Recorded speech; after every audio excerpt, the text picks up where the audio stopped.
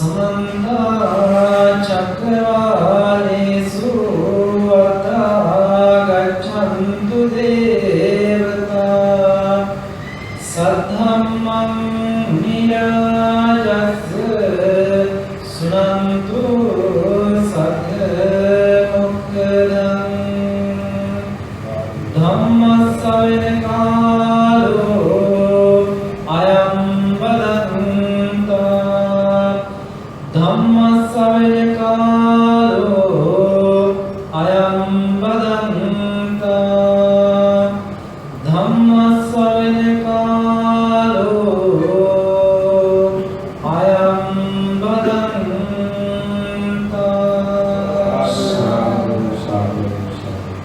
नमो तस्स भगवतो अरहतो सम्मा सम्बुद्धस्स नमो तस्स भगवतो अरहतो सम्मा सम्बुद्धस्स नमो तस्स भगवतो अरहतो सम्मा सम्बुद्धस्स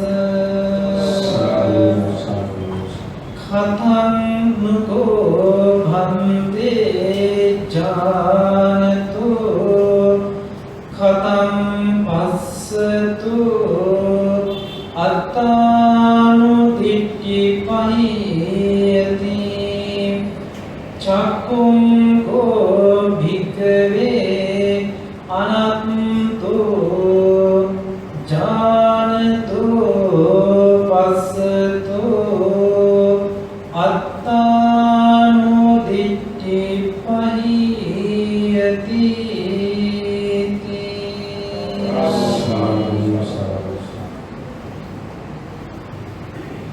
श्रद्धा बुद्धि संपन्न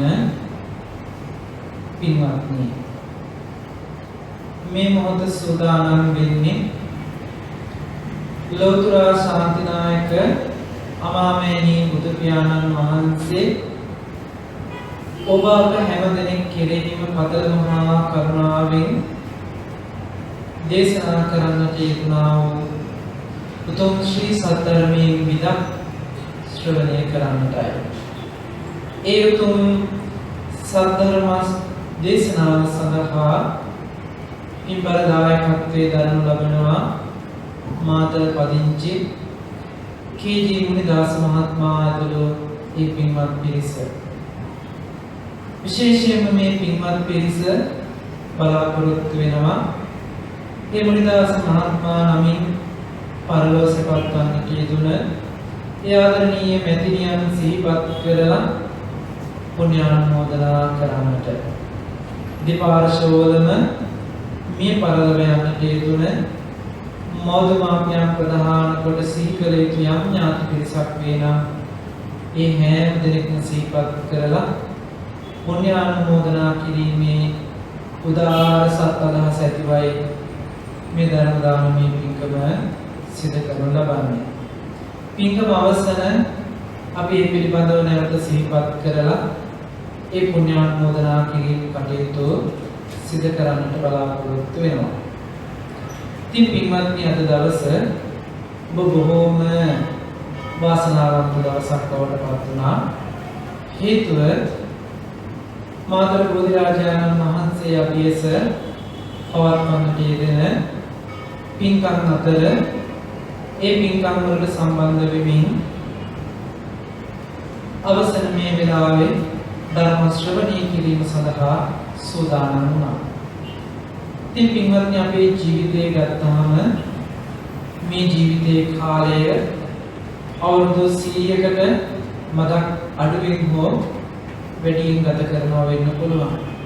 නමුත් අපි කාටවත් පින්වත්නි අවුරුදු දහස් ගාණක් ජීවත් වෙන්නට ආයු කාලය ලැබෙලා නැහැ. අවුරුදු 3-4000ක් අපිට ජීවත් වෙන්න හැකියාව නැහැ. අපි ජීවත් වෙන්නේ බොහෝම කෙටි කාලයක්. මේ කාලය තීරණය කරන්නට අපි කාටවත් පුළුවන් කමක් නැහැ. ගෙනාවු ආයු ශක්තිය, කර්ම ශක්තිය අනුව මේ ජීවත් වෙන කාල සීමාව නගා පවතිනවා. ඉතින් පින්වත්නි අපි හැමදෙනාම මේ වෙනකොට ජීවත් වෙච්ච කාලයට වඩා තව ජීවත් වෙන්න තියෙන කාලය බොහොම අඩුයි කියන එක විතරක් මතක් කරගන්නට පුළුවන්කම තියෙනවා. මොකද අපි කාටවත් සමහර වෙලාවට තව අවුරුදු 50ක් 60ක් 100ක් ජීවත් වෙන්න පුළුවන්කමක් නැති වෙයි. ඒ නිසා අපිට මේ ලැබිලා තියෙන්නේ බොහෝම අල්ප කාලයක්. මනුස්ස ජීවිතයක අපිට මේ ලැබිලා තියෙන අල්ප කාලය නිවැරදිව පරිහරණය කරනවද? නිවැරදිව පාවිච්චි කරනවද කියන එක පිළිබඳව හැරිලා බලන්නට අවශ්‍යයි. අද මේ මොහොතින් මොහොත තප්පරෙන් තප්පරේ එහෙම නැත්නම් දින සති මාස වලින් අපි ගත කරලා අපේ ජීවිතය අපි මෙච්චර කාලයක් ගෙවා දැම්මා කියලා අපි මේ මතක් කරන ආයු කාලය ගත්තාම මේ ගෙවලා තියෙන ආයු කාලය පිළිබඳව අපේ ජීවිතේ ජීවත් වෙන්න තියෙන ආයු කාලය විතරක්ම නෙමෙයි මේ ගෙවා දමපු ආයු කාලය ඇතුලේ සත්‍යධර්මයේ පවතින වටපිටාවක් සම්බුද්ධ ශාසනයක් පවතින කාලයක් ගෙවා දමලා තිබෙනවා. ඒ නිසා පින්වත්නි අපිට මේ ජීවිතයේ මේ ගෙවෙන මොහොතක් පාසා ආයුෂයේ ගෙවීමකටත් වඩා බුද්ධ ශාසනයක ගෙවිලා යෑම බොහෝ කල්පනාකාරීව සිහි කළ බලන්නට ඕන කරනවා. සම්මා සම්බුදුරජාණන් වහන්සේ නමක් ලෝකෙට පහළ වෙන්නේ බොහෝම කලාතුරකින්. බුද්ධෝත්පාදයේ බොහෝම දුර්ලභයි. මේ වචනේ අපිට ඇහුනහම අපිට හිතෙනවා ආයතන තියෙන දුර්ලභ කාරණයක් දුර්ලභ දෙයක් තමයි කියලා. නමුත් පින්වත්නි ඔබට මම මේ දුර්ලභ අවස්ථාව කොච්චර දුර්ලභද කියන එක පිළිබඳව පැහැදිලි කරලා දෙන්නම්. ලෞතර සම්මා සම්බුදුරජාණන් වහන්සේ නමක් ලෝකෙ පහළ වෙන්න අනියත විවරණ සහ නියත විවරණ ලබන්න ඕනේ බෝධි සම්භාර ධර්මයන් පුරනකොට. අපේ ගෞතම සම්මා සම්බුදුරජාණන් වහන්සේ ඒ උතුම් සම්මා සම්බුද්ධත්වයට පත්වීම පිණිස නියත විවරණ ලැබමින් බෝධි සම්භාර ධර්මයන් පුරන්නට ගත කරපු කාලය සඳහන් වෙනවා සාරාසංකීය කල්පලක්ෂයක් කියලා. අසංකීය හතරකුත් කල්පලක්ෂයක කාලයක් නියත විවරණ ලැබමින් බෝධි සම්භාර ධර්මයන් පුරනවා. නියත විවරණ ලබන්නට පෙර ආතුව මනෝමය නිදාන වාචික නිදාන විදියට බුද්ධත්වයේ අපේක්ෂා කරමින් ගත කරපු කාලය 16 අසංකීය කල්පලක්ෂයක් කියලා කියනවා. එතකොට එකතුව ගත්තාම 20 අසංකීයක කාලයක් මේ සඳහා උත්සාහවත් කරලා තියෙනවා. අපි නිකන් හිතලා බලමු පින්වත්නි අපිට තේරෙන විදිහට ධර්මයේ සඳහන් වෙන උදාහරණ කීපයක් තියෙනවා. කල්පයක් කියලා කියන්නේ කොච්චර දීර්ඝ කාලයක්ද කියලා. 16ක් දිග 16ක් උස 16ක් පළල.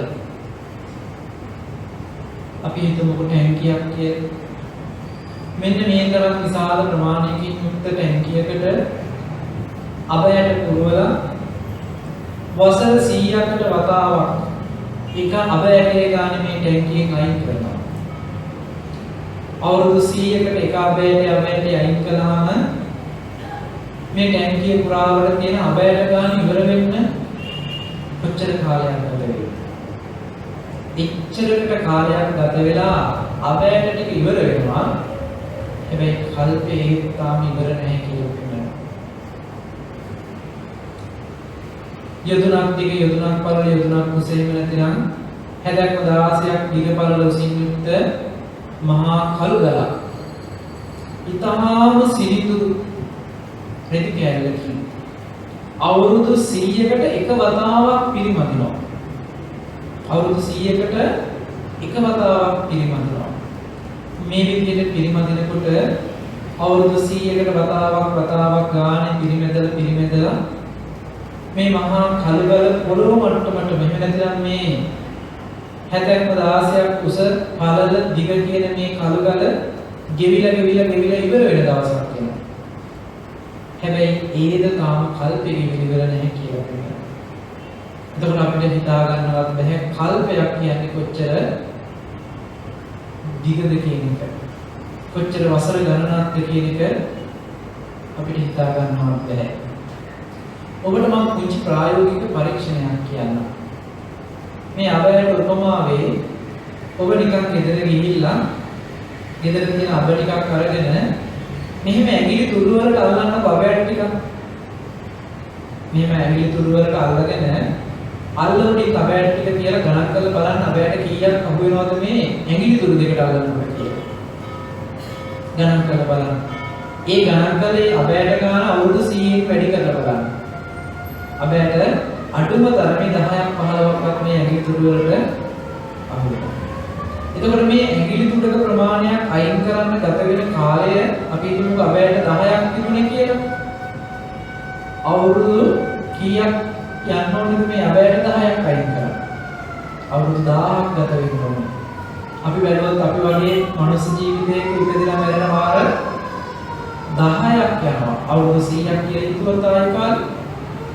එතකොට ඒ වගේ ඇඟිලි තුඩකට අහු වෙන ප්‍රමාණයක තියෙනවා නම් 1000ක් විතර ප්‍රමාණයකට වසර ගන්න අර 70ක්ම 16ක් දිග පළල උස ටික තියෙන ප්‍රමාණය කොච්චරද කියලා අපිට හිතා ගන්නවත් බැහැ.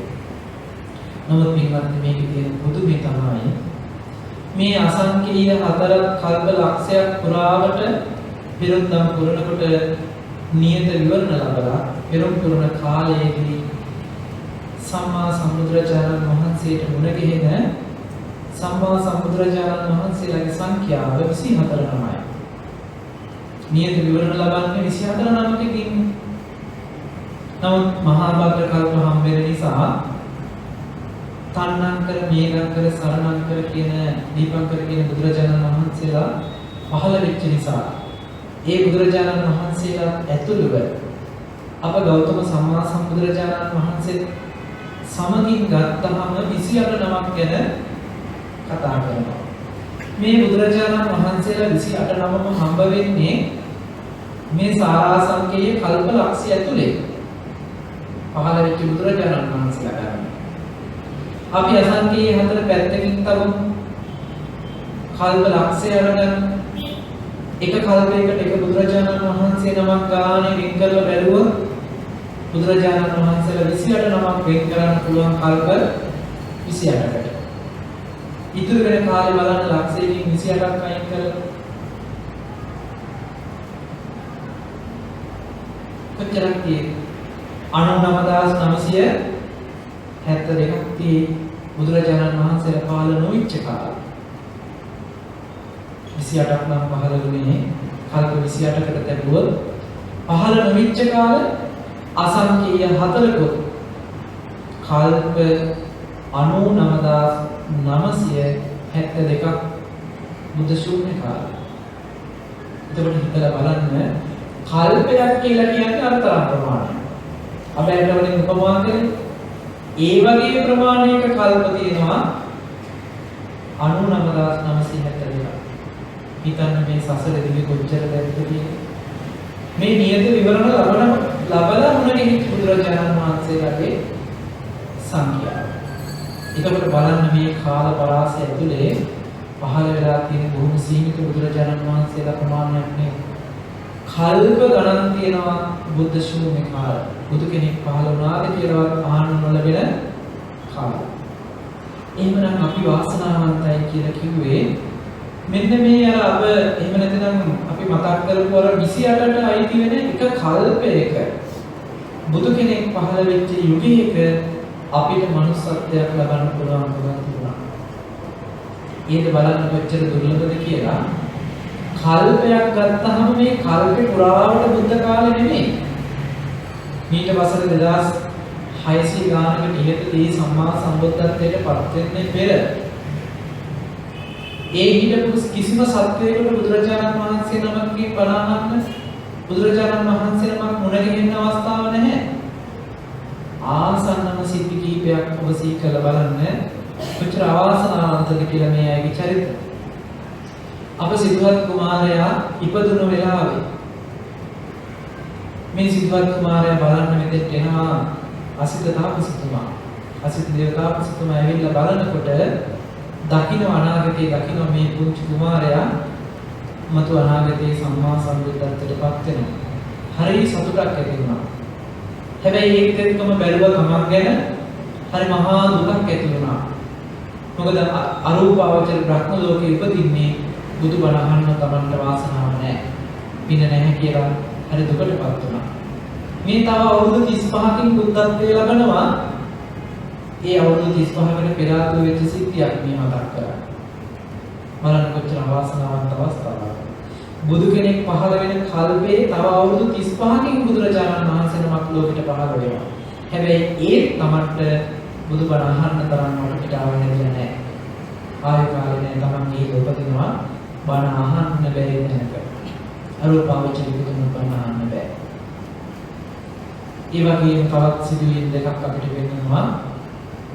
සම්මා සම්බුද්ධත්වයට පත්වෙච්ච අපේ බුදුරජාණන් වහන්සේ විමසලා බලනවා පළමුවෙන්ම ධර්මයේ දේශනා කරන්න සුදුසු කාලය කියලා. බුදුරජාණන් වහන්සේගේ නුවණට සිහි වෙනවා ආලාර කාලය. නුවණින් බලනකොට මීට සතියකට කලින් බුද්ධත්වයට සතියකට කලින් මිය ගිහිල්ලා ආලාර කාලය. බලන්න සතියකට කලින් මිය ගිහිල්ලා. ඒ වගේම උද්දකරාම බුද්ධ ගැන බලනවා. බුද්ධත්වයට කලින් දවසේ මිය ගිහිල්ලා. දවසකට කලින් මිය ගිහිල්ලා. බුදු නුවණට අහු වෙලා ධර්මයේ දේශනා කරන්න ඕනේ කියලා අහු වෙලා නුවණට දැකලා අවාසනාවක මහිම බණපදයක් අහන්න ජීවිතුල නැතිලා නැහැ. ඊයකින් පින්වත්නි අපි අවාසනාවන්ත නැහැ. බුදුරජාණන් වහන්සේ නමක් පහළ වෙලා ඒ ශාසනයක් පවතින යුගයක සද්ධර්ම ශ්‍රවණය කරන්න පුළුවන් මට පිටාවක් අපි ඉපදලා තියෙනවා. එහෙනම් මේ අය තරම් අපි අවාසනාවන්ත පිරිසක් නෙමෙයි. අපි හැබැයිම වාග්ය සම්පන්න පිරිසක්. අපිට ඒ වට පිටාව තියෙනවා. ඒත් බලන්න කොච්චර පරිසරයක් තියෙනවද කියන එක ගැන අපි මිනිස්සෙක් කියලා මේ කාලේ ඉපදිලා අපිට යම් අඩුපාඩු නැති ඉපදුනා නම් යම් කායික අඩුපාඩුකමක් යම් මානසික අඩුපාඩුකමක් ඇති ඉපදුනා නම් ඒ මේ සත්‍යධර්මය අහන්න බැරි වෙයි. ඒ විතරක් නෙමෙයි පින්වත්නි අපි අන්‍ය ආගමික වෙලා අන්‍ය දර්ශනයක් කරන කෙනෙක් වෙලා ඉපදිලා මේ කාලවකවානුවේ ඉපදුනත් අපිට මේ සත්‍යධර්මය ඇහෙන්නේ නැති වෙයි. ඒ නිසා හිතලා බලන්න ඔබ බුදු කෙනෙක් ලෝකේ පහළ වෙනවා කියන එක කොච්චර දුර්ලභද කියන එක. ඒ වගේම දුර්ලභයි මේ දුර්ලභ කාලය තුල ශාසනයක් පවතින යුගයක මනුස්සත්වයේ එහෙම නැත්නම් මිනිසෙක් කියලා උපදින එක. මිනිසෙක් කියලා ඉපදින එකට වඩා තවත් කාරණයක් තියෙන්නේ ශන සම්පත්තිය ටික ලැබෙන එක. ඒ විතරක් නෙමේ බෞද්ධ පරිසරයක සද්ධර්ම ශ්‍රවණය කරන වටපිටාවක් අපිට ලැබෙන එක. මේ සියලුම දුර්ලභ කාරණා ටික අපේ ජීවිතයේ සම්පූර්ණ වෙලා තියෙනවා. එහෙම ලැබුණ මනුස්ස ජීවිතයක අපි නිවැරදිව ප්‍රයෝජනයකට ගන්නවාද කියන එක ගැන කල්පනා කරලා බලන්න. අපේ ආයු කාලය ගත්තාම අවුරුදු 100ක් ජීවත් වෙනවා කියලා අපි හිතමු. මේක බෙදලා බලමු පොඩි කාලයකට. මම නිකන් දීර්ඝව විස්තර කරන්න අවශ්‍ය නැහැ. අපි දවසක් ගත්තාම මේ දවසේ පැය 24න් පැය කීයක් නිදා ගන්නවා? නිදා ගන්න අපි අඩුම තරමේ පැය 6ක්. අවුෙන් පැය 6ක් ඊට වැඩි නම් නිදා ගන්නවා බොහෝ දුරට. අපි හිතමු පැය 6ක් නිදා ගන්නවා කියන්නේ පැය 24කින් පැය 6ක් නිදා ගන්නවා කියලා කියන්නේ 4න් එකක් දවසෙන් නිදියද? දවසකින් 4න් එකක් නිදියද? නිදා ගන්නවා කියලා. අවුරුදු 100ක් ජීවත් වෙන අපි අවුරුදු 25ක් නිදාගෙන කියලා ඔබ හිතුවද? එයි අවුරුදු 100ක් ජීවත් වෙනවා නම් 4න් එකක් නිදි නම් අවුරුදු 25ක්ම අපි ගත කරලා තියෙන්නේ මොකටද? නිදා ගන්න. නේද? ඒකකට ඉතුරු අවුරුදු 75ම ගත්තාම මේ 75ම උපරිම ප්‍රයෝජනයට අරන් නැහැ. අපි අවුරුදු 20ක් විතර වෙනකන් කියන්නේ යමක් හිතලා කල්පනා කරලා නුවණින් වැඩ කටයුතු කරන්න පුළුවන් මට්ටමකටපත් වෙන්න සාමාන්‍ය අවුරුදු 18ක් 20ක් විතර දැනුමින් සම්බන්ධ වෙච්ච නුවණින් පෝෂණය වෙච්ච වයසටපත් වෙන අවුරුදු 20ක්වත් ගත වෙනවා. මොකද මේ 20ක් අතරින් වෙනවා අපේ ජීවිතේ නිකරුණේ ගත වෙනවා. තොරර 75 අවුරුදු 20කුත් අයින් කරනවා.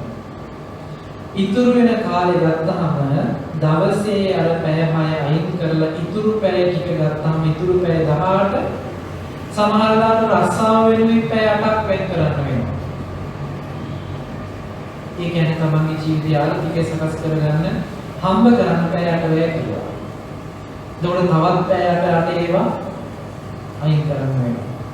මේ විදිහට අයින් කරලා බලමුම අපේ ජීවිතය අපි නිවැරදිව පාවිච්චි කරන්න ධර්මානුකූල ජීවිතයකට යොමු කරන්න බොහෝම අල්ප කාලයක් අපිට ඉතුරු වෙලා ඒ කාලය අපි හැරෙනකොට ගත වෙලා ඉවරයි. ඉච්ඡරකට අවිවේකී බවක් අද වර්තමානයේ අපේ ජීවිතවල තියෙනවා. ඉතින් එහෙම වටපිටාවක් එහෙම පරිසරයක් තියෙන තැනක අපිට මෙහෙම සද්ධර්ම ශ්‍රවණය කරන්න අවස්ථාව සැලසීලා තියෙනකොට අපි කොච්චර උත්සාහවත් වෙන්න වෙනවද අපේ ජීවිතය තුළ ධර්මයේ තේරුම් ගැනීමට. අපේ උත්සාහය මදි කියන එකයි මම මේ අදහස් කරන්නේ. එහෙම තියෙන ජීවිතයක අපි කවුරුවත් මෙන්න මේ කියන අවදානම් වලින් මිදිලා නැහැ. අපේ ජීවිතේට යම් කරදරයක් සිද්ධ වෙන්න, බාධාවක් පැමිණෙන්න, යම් අසනීපයක් හැදෙන්න, සමහරවිට අතපය යම් හානියකට ලක් වෙන්න, එහෙම නැත්නම් අපේ ජීවිතේම සමහර වෙලාවට නොයෙකුත් උපද්‍රව වලට ලක් වෙන්න කියන මේ කිසිදු කරුණකින් අපි කවුරුත් මිදිලා නැහැ. අද දවසේ වෙන්න පුළුවන්, හෙට දවසේ වෙන්න පුළුවන්. අපි හැම දෙනෙක් මේ අවදානම තුළ ඉන්නවා. එහෙම අවිනිශ්චිත බවකුත් මේ ජීවිතය තුළ තියෙනවා. අවුරුදු 100ක් ජීවත් වෙනවා කියලා කිව්වට ඔන්න ඔය අවිනිශ්චිත භාවයත් එක්ක දවසින් දවස ගත කරන වෙලාව තියෙනවා. හැබැයි පින්වත්නි මහත අපි මේ කියන කාරණා ටික කොච්චර කතා කරා අපේ ජීවිතය අපි ගොඩනගලා තියෙන නොමැරෙන පිටසක් විදිහට අපිට කොයිම වෙලාවකවත් මෙරි කියලා සිහිපත් වෙන්නේ නැති තරම් අපේ ජීවිතේච්චර අවදානමක ඉන්නේ කියන එක සිහිපත් වෙන්නේ නැති තරම් සමහරවිට අපිට මතක් වෙයි අනේ අපි මැරෙනවා නේද කියලා මලගියක් දැක්කහම මලගෙදරකට ගියාම මටත් ඉතින් ඔහොම මැරෙන්නටපත් වෙන්න වෙයි නේද කියලා. ඒකත් බොහොම කලාතුරකින් අද එහෙම සිහි වෙන්නේ. මොකද මලගෙදරක මියෑම සිහි කරගන්න පුළුවන් පරිසරයක් නෙමෙයි අද තියෙන්නේ. සත්‍ය සාමිච්චිය දෙන්න පුළුවන් පරිසරයක් අද ගොඩනගලා තියෙනවා. දුක සෝකය එහෙම නැත්නම් ජීවිතයේ යථාර්ථයේ තේරුම් ගන්න පුළුවන් පරිසරයේ කිමින් ඉවත් වෙලා තියෙනවා. ඉතින් මම මේ ටික මතක් කළේ අපේ ජීවිතයේ තියෙන කොතනද කියන එක ගැන ඔබට සිහිපත් කරලා දෙන්න. ඉතින් මෙහෙම ජීවිතයක් ගත කරන අපි දුර්ලභ වූ බුද්ධෝත්පාද කාලයක් ඉවා දමනවා නම් නිකරුනේ අපි තරම් අභාග්‍ය සම්පන්න පිරිස තවත් නැති තරම්. එහෙමනම් ඉදා ඒ අසිත තාපසතුමා ආලාරකාරාම මුද්දකරාම මුද්දට ධර්මයේ ශ්‍රවණය කරන්න එහෙම නැත්නම් ධර්ම මාර්ගයේ යන්නට නොහැකි වුණේ ඊට කලින් මිය ගියේ හින්දා. ඒ හින්දා ඒගොල්ලෝ අභාග්‍ය සම්පන්නයි. හැබැයි අපි මිය ගියේ හින්දා නෙමෙයි අපිට ධම්මක යන්න බැරි වෙලා තියෙන්නේ. ධර්මයේ අහන වටපිටාවක් හම්බ වෙලා අපි මේ මගේ යන්නේ නැත්නම් ඒක මම හිතන්නේ අපි තරම් අවාසනාවක් තවත් නැති තරම්. ඇයි? සියලුම කාරණා ටික අපිට හම්බෙලා තිබිලත් අපි ඒ ප්‍රයෝජනයක් ගන්නෙ නැත්තේ මොකක් හින්දාද? ඒ ගැන උනන්දුවක් වටිනාකමක් හඳුනගෙන නැති හින්දා. ඒ නිසා මේතනින් එහාට මතක් කරන දහම් පණිවිඩය ඔබේ හිත හොඳට සකසලාම ශ්‍රවණය කරන්න කියලා මතක් කරනවා. හිත ඇතුලේ නොයෙකුත් විතරකවලට හිත බහින්න ඉඩදී නොයෙකුත් දේවල් සිහිපත් වේ. හිතේ නොයෙකුත් දේවල් වලට අරමුණු කොට නගාවි. ඔබ අද මේ වෙලාවේ මතක් උත්සාහවත් වෙන්න. උපරිමයේ වීර්යය අරගෙන මේ වෙලාවේ ඔබ කිසිදු වෙන බහැර අරමුණකට හිතට යන්න නොදී මේ කියන දහම් කරුණු ටික තමන්ගේ ජීවිතයට එකතු කරගන්නවා කියන සත් අදහසින්ම ධර්ම කරුණු ටික ශ්‍රවණය කරා. මේ ඉදිරියට තියෙන කරුණු ටික බොහොම ගැඹුරු වේවි.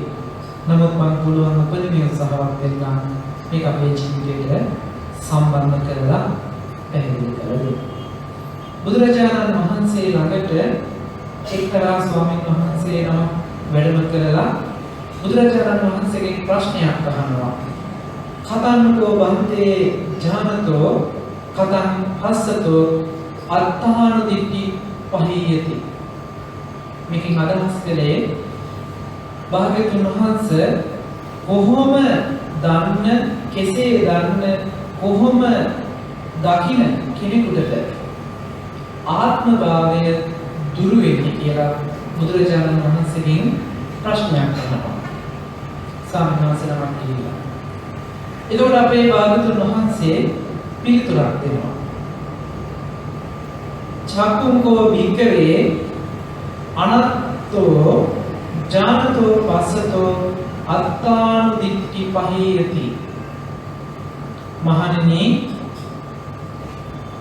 ඇහැ අනාත්ම වශයෙන් යම් කෙනෙක් දන්නවා නම් දකිනවා නම් අන්නේ ඒ කෙනාටයි ආත්ම භාවය සංසිඳෙන්නේ කියලා, දුරු වෙන්නේ කියලා දේශනා කරනවා. මේක මම මාතෘකාව සඳහා මෙතකින් නතර කරේ පාඩය දීර්ඝ නිසායි. ඇහැ වගේම රූපයක්, ඇහත් රූපයක්, චක්කු විඥානය, චක්කු සංපස්සය, චක්කු සංපස්සේ නිසා උපදින වේදනාවක් කියලා මෙන්න මේ ධර්මතා පහක්, ඇහැ, රූපය, චක්කු විඥානය, චක්කු සංපස්සය, චක්කු සංපස්සයෙන් උපන් වේදනාව කියලා ධර්මතා පහක් ඇහැ පිළිබඳව කතා කරනවා. කන පිළිබඳවත්, නාය පිළිබඳවත්, දිව පිළිබඳවත්, කය පිළිබඳවත්, හිත පිළිබඳවත් කාරණා පහ ගානේ කතා කරනවා. එතකොට ඔක්කොම කාරණා 30ක් තියෙනවා. 6 පහ 30යි. මෙන්න මේ 30 පොලේම අනාත්මී බව දකිනවා නම් කෙනෙක්, ඒ කෙනාට පමණමයි ආත්මී භවෙන් මිදෙන්න පුළුවන්කම ලැබෙන්නේ කියලා කියනවා. දැන් කොහොම වෙනවට ওই කාරණේ හරි ගැඹුරු දර්ශනයක්, ගැඹුරු සිදුවීමක්. අපි මේක අපේ ජීවිතයට සම්බන්ධ කරලා බලමු. බුදුරජාණන් වහන්සේ මේ පෙන්වන දර්ශනයෙන් නැත්නම් මේ පෙන්වන කාරණය අපේ ජීවිතයට සමීප කර ගැනීම පිණිස මම මෙන්න මෙහෙම කරුණු ටිකක් ඔබට මතක් කරන්නම්. අද අපි ජීවත් වෙනවා කියලා, අද අපේ ජීවිතයේ සම්පූර්ණයෙන්ම යොමු වෙලා තියෙන්නේ ඇහැට පේන රූපත් එක්ක කරන ගනුදෙනුවකට, කනට ඇහෙන ශබ්දත් එක්ක කරන ගනුදෙනුවකට, නහයට දැනෙන ගඳ සුවඳත් එක්ක කරන ගනුදෙනුවකට, දිවට දැනෙන රසයත් එක්ක කරන ගනුදෙනුවකට, කයත් සමග ස්පර්ශ වෙච්ච දේවල් පිළිබඳව කරන ගනුදෙනුව, හිතේ හිත කල්පනා කරපු දේවල් සමග කරන ගනුදෙනුව. මෙන්න මේ කාරණා වලින් පරිබාහිරව කිසිදු ගනුදෙනුවක් අප සම්පතේ නැහැ. කිසිදු ගනුදෙනුවක් අප සම්පතේ නැහැ. සියලුම ලෝකයේ පිළිබඳව තියෙන සියලුම ගනුදෙනුව තියෙන්නේ මෙන්න මේ ආයතන හයක් එක කරපු ගනුදෙනුව පමණයි. එහෙමනම් මේ ආයතන හයත් එක්ක කරපු ගනුදෙනුව ඇතුලේ තමයි අපේ ජීවිතයේ එදිනෙදා මුණ දෙන සියලු සිදුවීම් ටික තියෙන්නේ. ලෝභකම ඇති වෙලා තියෙන්නේ මෙන්න මේ ආයතන හයේ කරපු ගනුදෙනුව ඇතුලේමයි. තරහක් ඇති වෙලා තියෙනවා නම් ඇති වෙලා තියෙන්නේ මේ ආයතන හයේ කරපු ගනුදෙනුව ඇතුලේමයි. ඊර්ෂ්‍යාව, වෛරය, ක්‍රෝධය, මාන්නය මේ හැම දෙයක්ම ඇති වෙලා තියෙන්නේ මොන ඇතුලේද? මේ ආයතන හය ඇතුලේ කරපු ගනුදෙනුව තුළ. ඒ විතරක් නෙමෙයි, අපි කරන ලද පින්කම් ටික බලන්න, කුසල ධර්මයන් ටික බලන්න. මේ ටික තියෙන්නේ මේ ආයතන හය හරහා කරපු ගනුදෙනුවක්මයි. ඇහෙන් දැකලා පින්කමක් සතුටු වෙන්නේ නැද්ද? කනෙන් අහලා පින්කමක් ගැන සතුටු වෙන්නේ නැද්ද? මේ ආයතනත් එක්ක කරපු ගනුදෙනුවකින්මයි අපි කුසල අරමුණු ටිකක් උපදවගෙන තියෙන්නේ. ඒ විතරක් නෙමෙයි, අකුසල අරමුණු උපදවගෙන තියෙන්නේ මේ ආයතන වලින් කරපු ගනුදෙනුවකින්මයි. ඉන්නත් මේ ආයතන හයේ කරපු ගනුදෙනුව කුසලයේ හෝ අකුසලයේ උපදවන්න හේතු වෙන්නේ මේ ආයතන ටික ඒ ගනුදෙනුවක් කියලා අඳුනාගත්තේ නැහැ අපි. මේ ටික කාගේද? ඇහැ කාගේද? කාට අයිති එකක්ද? අපි කොහොමද කියන්නේ මේකට දෙන උත්තරේ? ඇහැ කවුද? කාගේද කියලාද කියන්නේ? ඇහැ මගේ කියලා නේද අපි කියන්නේ? ඇත්තටම ඇහැ මගේ නෙමෙයිද? තාම නම් අපි කාටවත් මේ ඇහැ මගේ තමයි. නේද? එහෙනම් මගේ ඇහැට පෙරුනේ මමමයි දැක්කේ. මගේ ඇස් දෙකෙන්මයි පෙරුනේ. මගේ කනටමයි ඔක ඇහුනේ. මගේ කනින්මයි ඇහුනේ. කියන අදහස් ටික නැද්ද මේ ආයතන ටිකත් එක්ක? බලන්න ඔබ හිතලා මේ ආයතන ටික ඔක්කොම මගේ කරගෙන තියෙනවා නම් ඒ ආයතන වලින් වෙන හැම ක්‍රියාවලියක්ම මගේ කරගෙන නේද එනවා? පේන දේවල් මගේ කරගෙන නැද්ද? ඇහිච්ච දේවල් මගේ කරගෙන නැද්ද? නහයට, දිවට, ශරීරයට දැනුණ දේවල් මගේ කරගෙන නැද්ද? හිතේ හිතපු කල්පනා කරපු දේවල් ටික මගේ කරගෙන නැද්ද? දැන් බලන්න මේ ආයතන ටික මගේ කරගත්තාම මේ ආයතන වලට හම්බ වෙච්ච දේවලුත් මගේ කරගන්නවා. මගේ කරගන්න බැරි වුණා නම් මගේ කරගන්න උත්සාහවත් හරි වෙලා තියෙන්නේ. නේද? ඒක ලැබෙන්නේ නැත්නම් අපි මොකක් කරයිද? මොන ලැබෙන්නේ නැති වෙනකොට හොරකම් කරන්න හරි වෙනවා. ඒ මොකක් සඳහාද? මගේ කරගන්න. ඒත් ලැබෙන්නේ නැත්නම් විනාශ කරලා දාන්න හරි වෙනවා. එතකොට මට අයිති නැත්නම් මගේ නෙවෙයි නම් මොකද කරන්නේ අපි? කාටවත් අයිති වෙන්න දෙන්නේ නැහැ කියලා විනාශ කරලා දානවා සමහර. එහෙමනම් ඇලීමයි ගැටීමයි කියන කාරණා දෙකක් සිද්ධ වෙලා නේද මේ ආයතන හරහා? එක්ක ඇලෙන බව ඇති වෙලා තමන්ගේ කරගන්න බැරි වුණොත් ගැටෙන බව ඇති වෙනවා. එහෙනම් ඇලෙන ගැටෙන දෙක ඇතුලේ නේද අපේ ජීවිතේදී මොකක් සලහාද මේ ඇලෙන්නේ ගැටෙන්නේ? අනාත්මී වූ දෙයක් කරන්නේ. නමුත් අපිට තේරෙන්නේ නැහැ මේක අනාත්මී වූ දෙයක් කියලා. බුදුරජාණන් වහන්සේ අපිට දේශනා කරනවා මේ ඇහැ අනාත්මී වූ දෙයක්. ඇහැට පේන රූපේ අනාත්මී වූ දෙයක්. ඇහැ රූපයක් නිසා උපදින චක්කු විඥානය අනාත්මී වූ දෙයක්. ඇහැ රූපය චක්කු විඥානය නිසා ඇතිවෙන චක්කු සම්පස්සය අනාත්මී වූ දෙයක්. චක්කු සම්පස්සය නිසා උපදින වේදනාව අනාත්මී වූ දෙයක්. භාග්‍යවතුන් වහන්සේ කියන්නේ මේක පෙන්න මඟ පෙන්වීම මේක. නමුත් අපේ නුවණට මේක හසු වෙලා නැහැ. අපේ නුවණ මදි මේ කියන දර්ශනය තේරුම් ගැනීමට. ඒ නිසා අපිට තේරෙන විදිහට මේ කියන යථාර්ථය තේරුම් ගැනීම පිණිස උත්සාහවත් වෙන්න ඕනේ. කොහොමද මේ සඳහා උත්සාහවත් වෙන්නේ? අපි බලමු මේ කියන කරුණු ටික ඔබට ජීවිතේට අරගෙන බලන්න පුළුවන් කියලා. අපි අද මේ කතා කරන ඇහැ රූපයක් දෙක ගන්න මම ඔබට තේරෙන්න පහසුව සඳහා රූපේ පැත්තට යොමු කරන්න. රූපේ පැත්තෙන් උදාහරණ ටිකක් අරගෙන ඔබට පැහැදිලි කරන්න. ආත්මී බව කියලා කියන්නේ පුද්ගලයේ එහෙම නැත්නම් පුද්ගල භාවයක් තියෙනවා කියන අර්ථය. සත්ව පුද්ගල භාවයක් ඒ රූපේ තුල තියෙනවා කියන අදහස. මම ඔබට මෙහිම අදහසක් කියන්නම්. ඔබ චිත්‍රපට ශාලාවකට ගිහිල්ලා චිත්‍රපට බලලා යම් දවසක බලලා ඔබට මේ චිත්‍රපට ශාලාවේ වෙච්ච සිද්ධිය ඔබ සිහි කරලා බලනකොට ප්‍රොජෙක්ටර් එකක් කරා යන ආලෝක ධාරාවේ ඉස්සරහින් පින්තූර රාමු ටිකක් වේගින් ගමන් කරනවා. මේ ගමන් කරන පින්තූර රාමු වල තියෙන සටහන් ටිකක් අරගෙන ඡායාව අරගෙන තමයි මේ ආලෝක ධාරාව ගිහිල්ලා පතිත වෙන්නේ සුදු පාට තිරයක්. එතකොට මේ සුදු පාට තිරේ අර යන ආලෝක ධාරාව තුළ තියෙන හැඩසටහන් ටික පතිත වෙලා වේගින් මේ හැඩසටහන් ටික වෙනස් වෙනවා. ඕක තමයි චිත්‍රපට ශාලාවක වෙන සිද්ධිය. හැබැයි එහෙම සිද්ධියක් වෙන තැනක ඒ සිද්ධිය පිළිබඳව අල්ප මාත්‍රයක නුවණක් නැතුව, ඒ පිළිබඳව දැනුම් සහිත බවකින් නැතුව අපි මේ වැටෙන රූප රාමු දිහා බලාගෙන පුද්ගල භාවයේ උපදවගෙන චිත්‍රපටයක් බලන්නේ නැද්ද?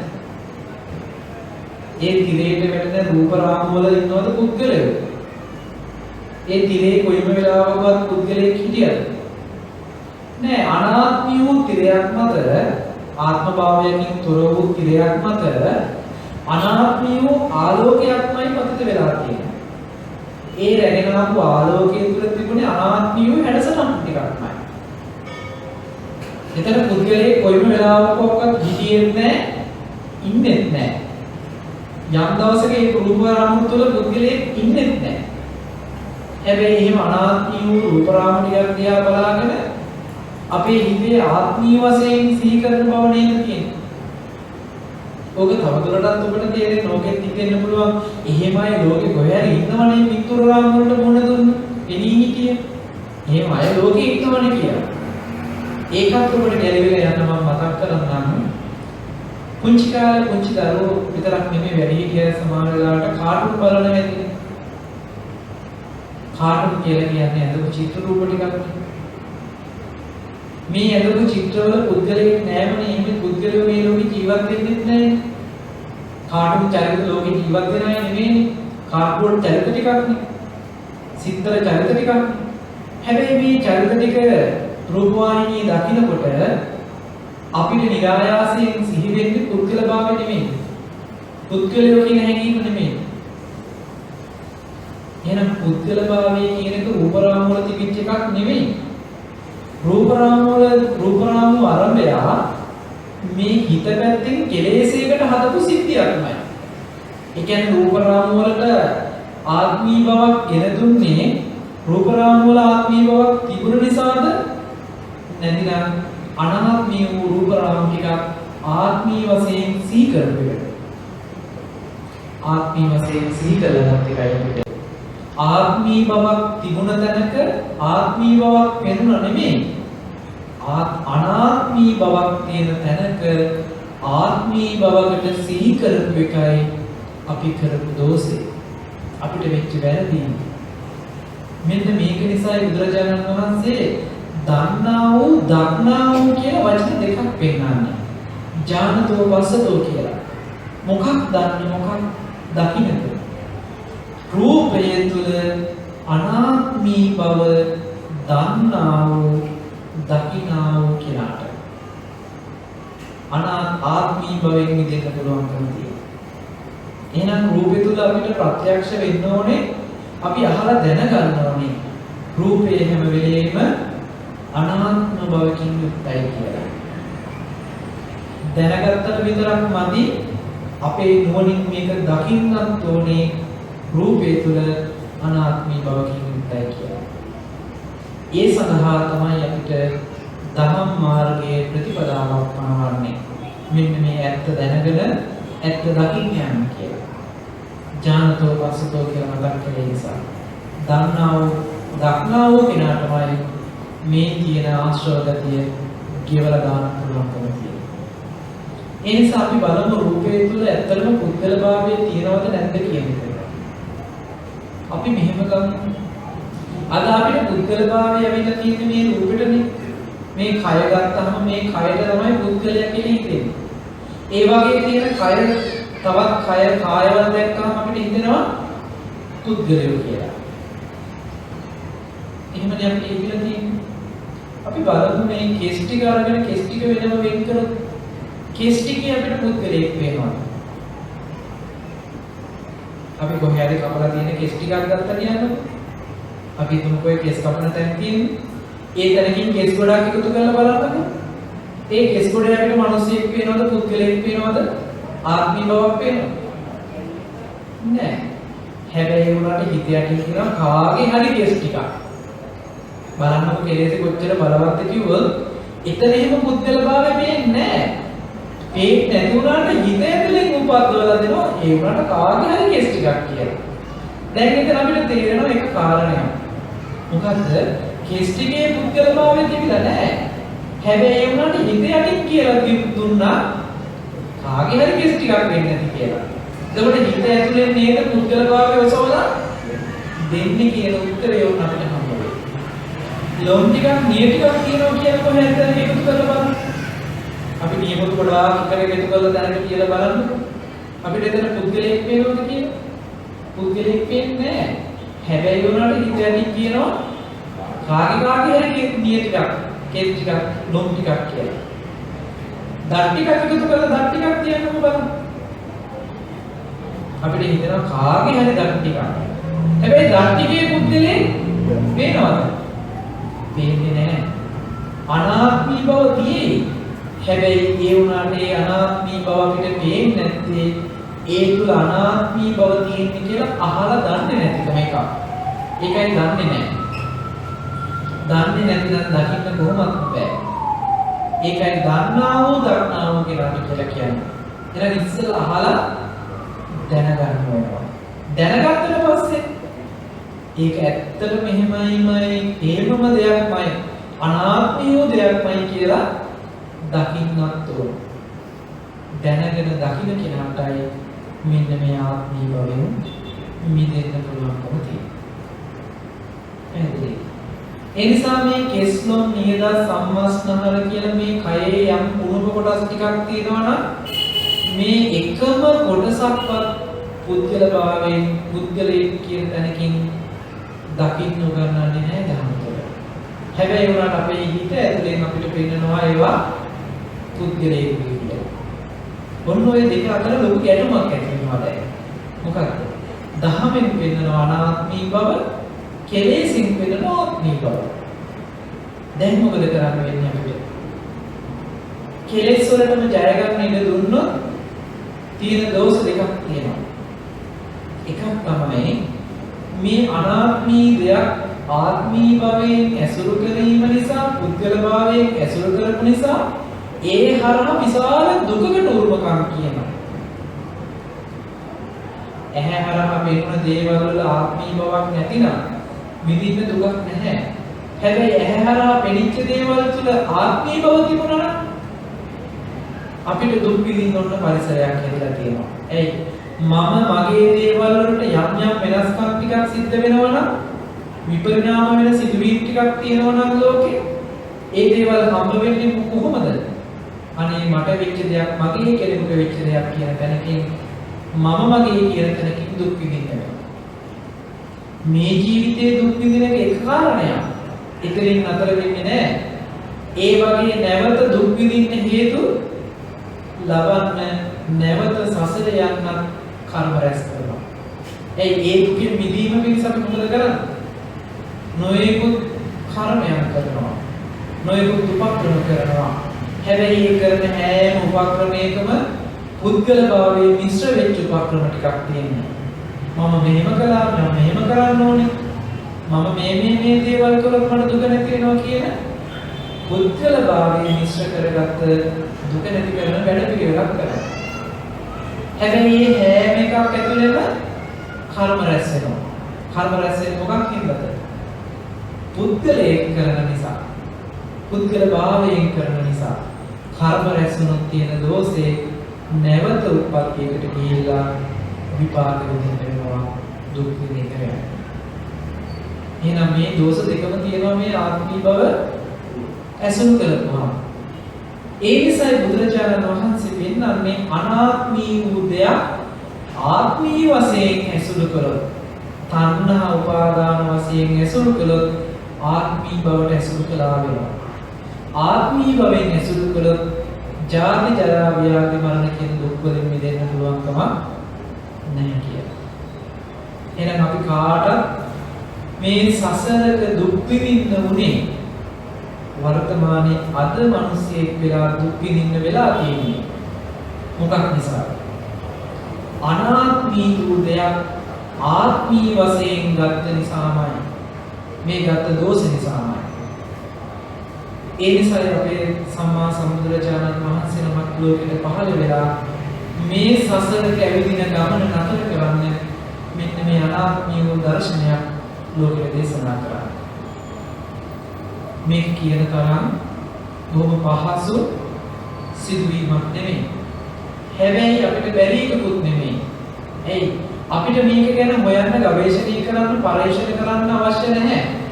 දීර්ඝ වශයෙන් මෙහෙම යෙදෙන්න ඕනේ නැහැ.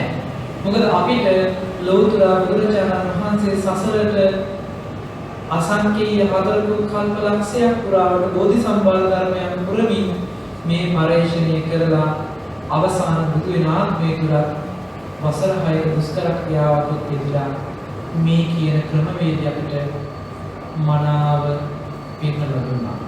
ආය අපිට ඒක ඇත්තටම ඇත්තද කී නැවත නැවත පරීක්ෂණය කර කර යන්න නෙමෙයි තියෙන්නේ. ඒ කිව්ව එක ඇත්තයි කියලා අපේ ජීවිතෙන් දකින්නයි කියන්නේ. අපේ ජීවිතෙන් දකින්න නම් අපිට ගොඩාක් පරීක්ෂණය කරන්න අවශ්‍ය නැහැ. අපිට ආත්මී බව හැකෙන රූපයන් පිළිබඳව ඒ තුල තියෙන අනාත්මී බව පෙන්වලා දෙන එක විතරයි කරන්නේ.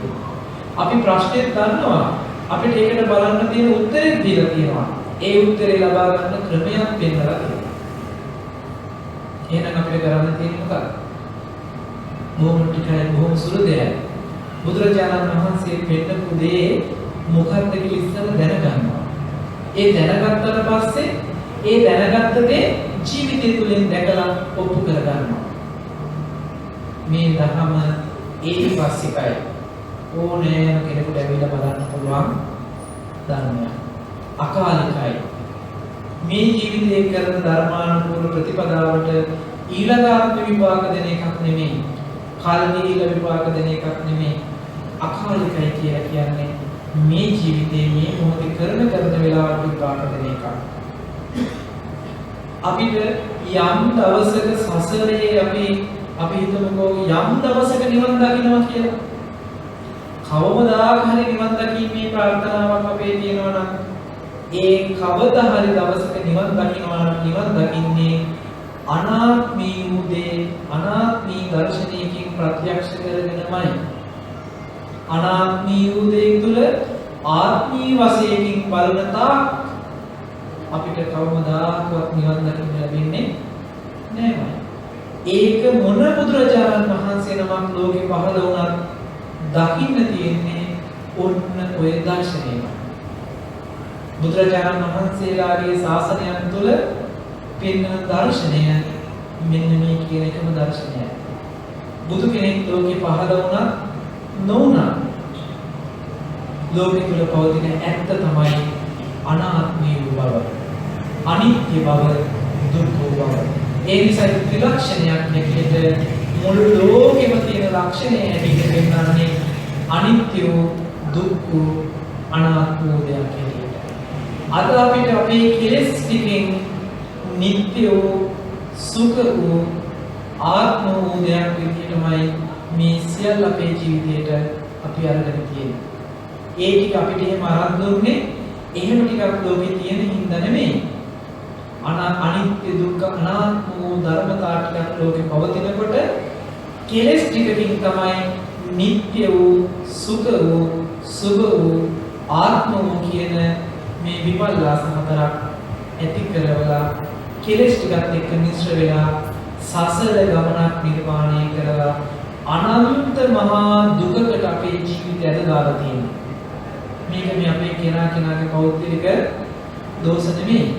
මේ කෙනාගේ දෝෂයක් නිසා වෙච්ච දෙයක් නෙමෙයිමයි.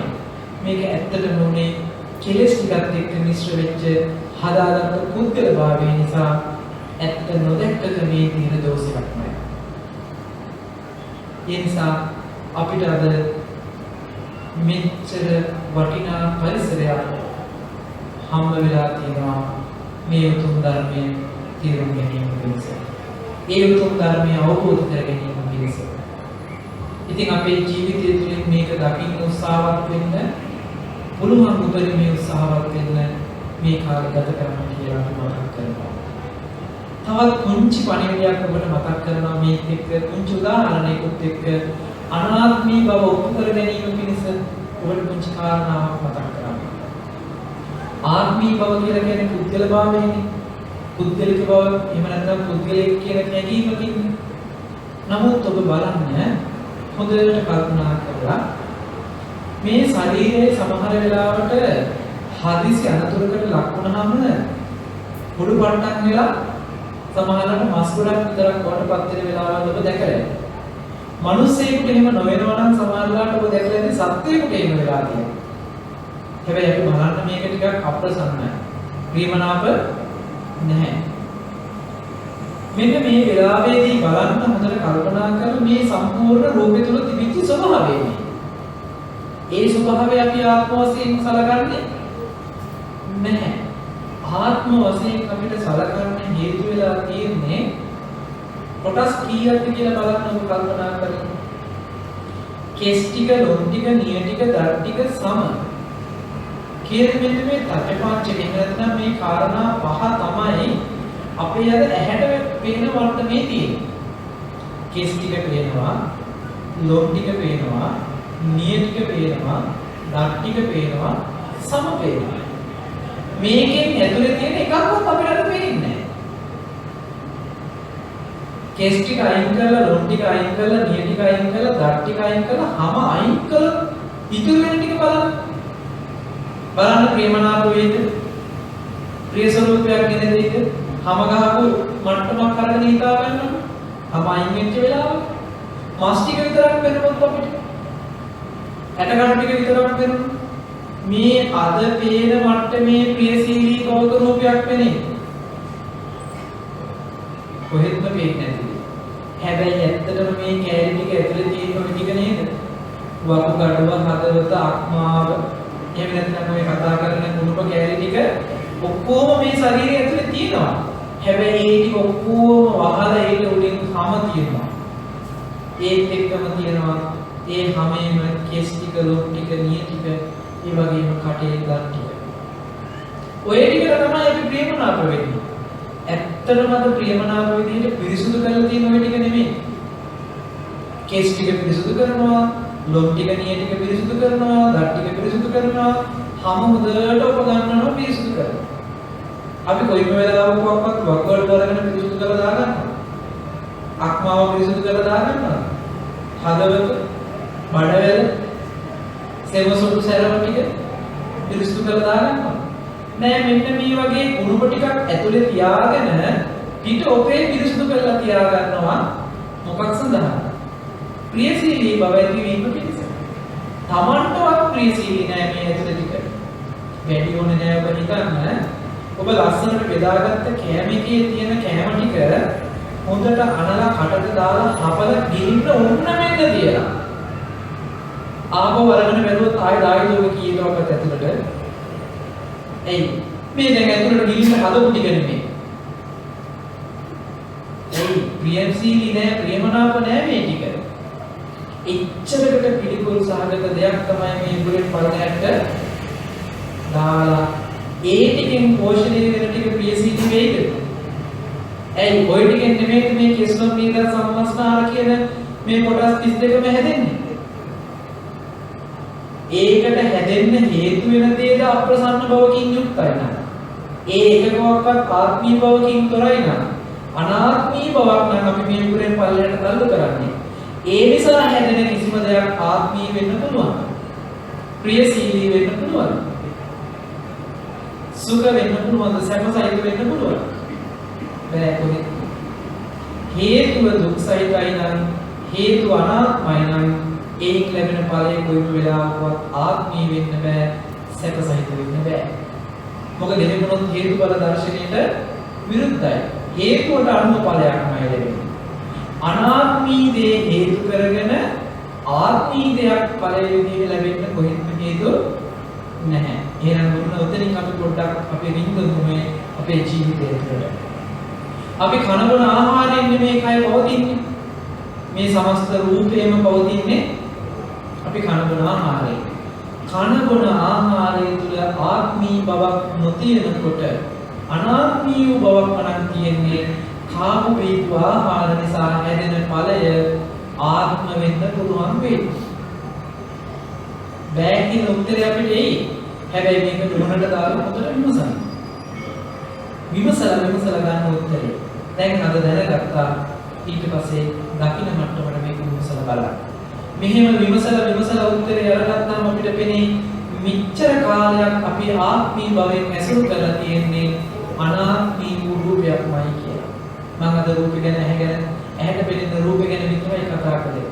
අනිත් සියලු ආයතන සහ ඒ ආයතනයට ගෝචර වෙච්ච සියලුම ධර්මතාවල අනාත්මී බවකින් යුක්ත වූ දෙයක්මයි ආත්මී බවකින් ඇසුරු කරන දුක්ඛිනාතිය. ඒ නිසා බුදුරජාණන් වහන්සේ ලෝකයට පැහැදිලි කළා අනාත්මී වූ දේ අනාත්ම වශයෙන්ම දකින්න එදාටයි මේ ආත්ම සංඥාවෙන් මිදෙන්න පුළුවන්කම ලැබෙන්නේ කියලා. ඒ ටික සිහිපත් කරමින් අදට දේශනාව මෙහින් සමාප්ත කරන්නයි සූදානම්. ඒ නිසා අද දවසේ මේ දේශනාව ශ්‍රවණය කරලා ධර්ම ශ්‍රවණය කිරීම තුළින් ජනිත කරගන්නට යෙදුනා වූ අතිඋදාර පුණ්‍ය ශක්තිය කුසල ශක්තිය විශේෂයෙන්ම දායකත්වයේ දරන කේ.ජී. මුනිදාස මහත්මයා නමින් මේ පරිලෝක යන්නට යෙදුන ඒ ආදරණීය විරිද නිමිතන ඒ ආදරණීය මහත්මිය සිහිපත් කරලා පුණ්‍ය අනුමෝදනා කරන්නට බලාපොරොත්තු වෙනවා. එතුමිය ඇතුළු දෙපාර්ශ්වවලම මේ පරිලෝක යන්නට යෙදුන මව දෙමාපියන් ප්‍රධාන කොට මිය ගියා වූ සියලු ඥාතීන් සිහිපත් කරගන්නට සම්බන්ධ වුණ ධර්ම ශ්‍රවණය කර වේල බලලා මේ වෙනුවෙන් කටයුතු කර හැම දිනම නමින් මිය පරලොව ගියා වූ සියලුම ඥාතීන්ට මේ පින් අපි අනුමෝදන් කරමු. අනුමෝදන් වේවා. දුකක නම් නැත විදිලා සැපවත් වේවා. සැපක නම් ඒ සැප තවත් වඩා වර්ධනය කරගෙන ඒ අයද ප්‍රාර්ථනා කරන බෝධියකින් නිවනින් සැනසෙත්වා කියලා සාදු කියලා පින් අනුමෝදන්.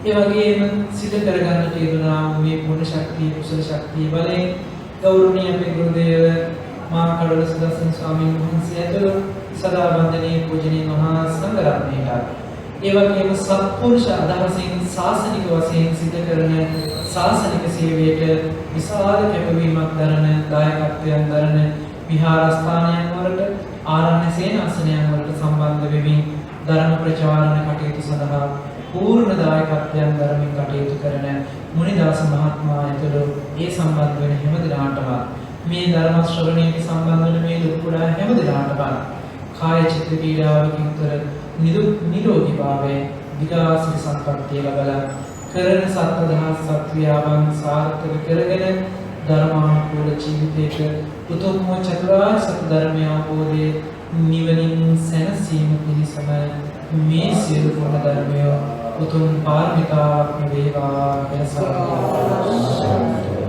අපේ හැමදෙනෙක් විසින් සිදු කර ගන්නට යෙදුන උදාර පුණ්‍ය ශක්තිය කුසල ශක්තිය සියලුම පින් කැමැති මේ ස්ථාන වලට භූමි වලට ප්‍රදේශ වාසයේ මේ හැම තැනට වරක්ගත් සියලුම දෙවියන්ට අපි අනුමෝදන් කරමු. දෙවියන්ගේ දිවිසුර සම්පත් වර්ධනය කරගෙන දෙවියන්ට ප්‍රාර්ථනා කරන බෝධියකින් නිවනින් සැනසෙත්වා කියන අදහසින් අපි ගාථාවන් කියලා දෙවියන්ට පින් අනුමෝදන් කරමු. ආකාසට්ඨා ච බුම්මට්ඨා දේවානාගා මහිත්‍තිකා පුඤ්ඤන්තං අනුමෝදිत्वा චිරං රක්ඛන්තු බුද්ධ දේශනං. ආකාසට්ඨා ච බුම්මට්ඨා දේවානාගා මහිත්‍තිකා පුඤ්ඤන්තං අනුමෝදිत्वा චිරං රක්ඛන්තු බුද්ධ ශාසනං. ආකාසට්ඨා ච බුම්මට්ඨා දේවානාගා මහිත්‍තිකා පුඤ්ඤන්තං අනුමෝදිत्वा චෝචයන්තු සිවං පදං. දෛහික දිනාටම සිත සාන්තිය යහපත අභිවෘද්ධිය වාසනාව උදා වේවා කියන කරුණාවෙන් මෛත්‍රියෙන් යුක්තව ආශිර්වාද කරනවා. එසේම වේවා කියන ශ්‍රද්ධාවෙන් වන්දනා කරනවා. අභිවාදන සීස නිච්ඡං මතා පචායනෝ චත්තාරෝ ධම්මා වඩ්ඩන්ති ආයුවන්නෝ සුඛං බලං. ආයුරෝග්‍ය සම්පatti සග්ග සම්පatti මේවච අතෝ නිබ්බාන සම්පatti ඉමිනාති